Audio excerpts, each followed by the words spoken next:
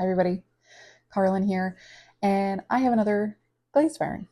I did two again this weekend, and I did quite a few larger items, so I don't have as many items as I did the last time, but I do have some really good results. I have some really good combos, and I can't wait to show them with you guys.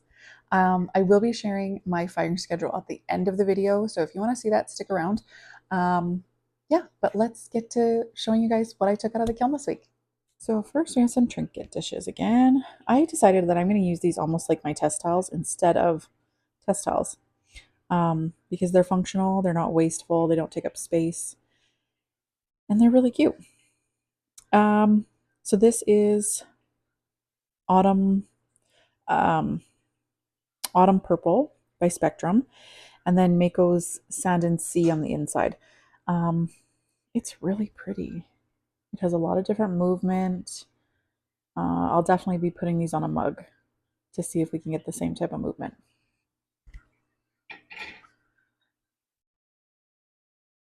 Then this is, I can't honestly remember if this is pearl white or soft white. I think it's soft white by Spectrum with Mako's wrought iron just along the rim. And it did some really cool things. I put this on the hot shelf. Um, the Spectrum glaze didn't care for it. It did pool a lot, so I'm glad that I had some room on the bottom. But it did give some really nice effects. So I may try this on a mug and see if I can get the same type of effect. I apologize, you can hear my dogs, but that's just my life. This one is my favorite out of all the Trinket dishes. Something on here.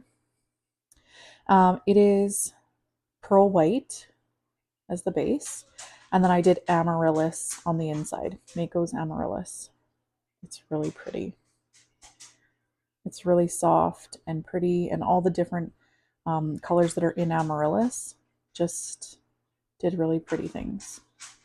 And I thought this was something stuck in there, but it's part of the glaze, which is kind of cool. Okay, so then we have another salt cellar. Like I said, I've been kind of experimenting with these also. This one, I'm not particularly, I'm not sure about it. Anyway, you guys can let me know in the comments what you think about it. But it is blue rutile, Amaco's blue rutile with Amaco's toasted sage on top. I was expecting to be a little bit lighter, I guess. Um, it's not terrible, like it's not unattractive, but it's kind of blah to me. But you guys let me know what you think in the comments. Um, yeah, I did another variation of the exact same combo, just on a mug, but I believe this is light flux on the top. And I think this was more of the effect that I was going for. It definitely gave more movement, more, um, I'm not sure. Yeah, I don't know. I like it much better with the flux on top than without. Um, so we'll see. We'll maybe try it again. This is more of what I was expecting rather than this dark, but obviously the flux had something to do with it. So I think for the future, I will always be putting flux on top because it is a nice combo, but yeah, I definitely like it this way better. So then we'll do some vases. Now I've been making flower frog vases. I did them in a few variations. So this one is the coffee clay, and it has oatmeal and then black walnut on top. And it has some really cool bits and bobs. It's like an oil slick. Again, I struggle with this clay to find anything that looks remotely nice. And this is one that usually is a winner every time. Again, I apologize for my dogs. But yeah, there's that one. One more in the coffee clay, and it is with the blue glaze. So pretty. So this is Mako's Lavender Mist with blue rutile over top, and then light flux just kind of randomly all over. And look at all the movement. It's gorgeous. And drips. They're beautiful. And they make your vase or your flower arrangements look awesome. I think these are beautiful. And then I have one more flower frog. This color combo never really disappoints. It is Mako's Lavender Mist with Mako's Sand and Sea on top. And it just turns, it's not super shiny, but it's not matte, but it's almost like opaly, if that's a word. I'm not really sure. But it's beautiful. It's a beautiful combo. And I'm super happy with it. It pooled a little bit at the bottom, which is nice. And yeah, I think these turned out great.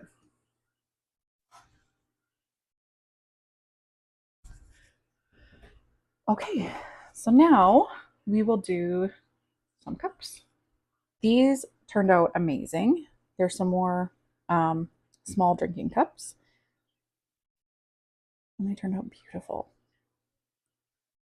So this is Spectrum's Pearl White with Mako's Peppered Plum on top. And the movement that these have is gorgeous. Like, I don't know if you can see in here. It's beautiful. These turned out really cute. I think if next time I make them, I think I will be making them on the speckled clay. I'm not a super fan, and again, you guys can let me know in the comments what you think, but this clay, this is the Plainsman 340, and it's a nice clay. It's really nice to throw with, but I'm not a fan seeing it. Like leaving clay on the bottom, that's my thing. I love it. I love the way it feels. I love the way it looks. And I love what Glaze does when you can see the clay and the glaze up where you can see where they meet. But for some reason on this clay, I'm just not a fan. I just want it covered up. But yeah, let me know what you guys think. Am I just being crazy, or yeah, let me know what you think.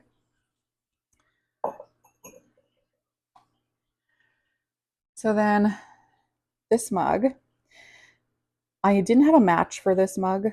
Most of these mugs and everything like that, they all have matches. So it's not just like 5 cups go in my kiln. They all have a match.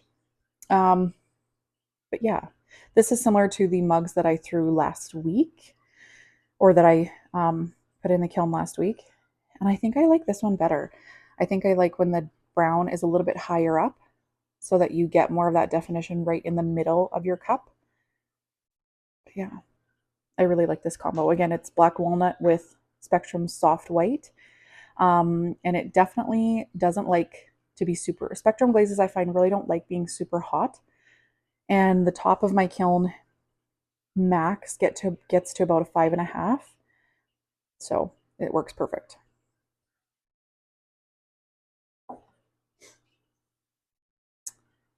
Okay. Last week, I made one of my very favorite mixes, and I had it on speckled clay. And I will put it on the screen right now so you can see what it was. And I had said that I was going to put it on the coffee clay. So I did that, and this is what we got. You guys can let me know what you think. I don't know if it has to just grow on me. It's very earthy, I guess, if that's a word. The inside looks really cool.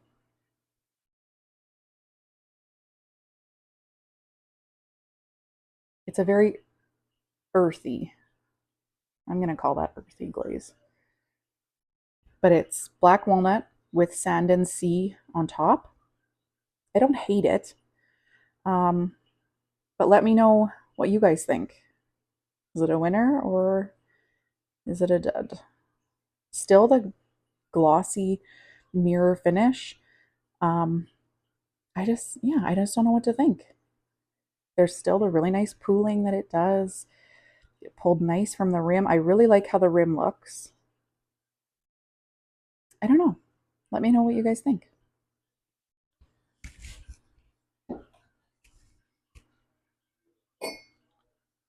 So then these ones are gorge. It is satin patina and then Spectrum's pearl white on top, or soft white on top. And just did some really pretty things. It just pulled really nicely. I could use maybe 3 heavy coats on the satin patina. I think I did 2 heavy coats. It definitely could use more. But I'm not mad at how these look. I think they're beautiful. And again, the firing schedule, I will put it in the end of this video. It works beautifully. Yeah, beautiful. So then I have a couple tumblers. And again, these turned out super cute. This is Mako's Cenote. It's a really pretty glaze. I was kind of on the fence when I ordered it, but I'm glad I did. It's beautiful. I think I'd probably go 3 coats. I did 2 heavy coats, and I think I would probably go 3 heavy coats next time. But I think it's beautiful. And then this one might be my favorite. Gorge. Look at the inside. This is Spectrum's Pearl White with Autumn Purple on top. It's gorgeous. Look at all the movement, all the drips. Gorgeous. I'm super happy with how this came up. Beautiful. And I don't know if I said that was the last thing, but I did do a few more buttons. Nothing too crazy, but a few more buttons. I had white buttons, some purple buttons, and a few more green buttons. I love these little buttons. So, okay, so that's what I took out of the kiln. I think it turned out great. And I just want to know what you guys think. Let me know what you think of the combos, if they're good, if they're bad. Let me know. I want to know what you guys think. I have always thought that I was a more neutral type of person.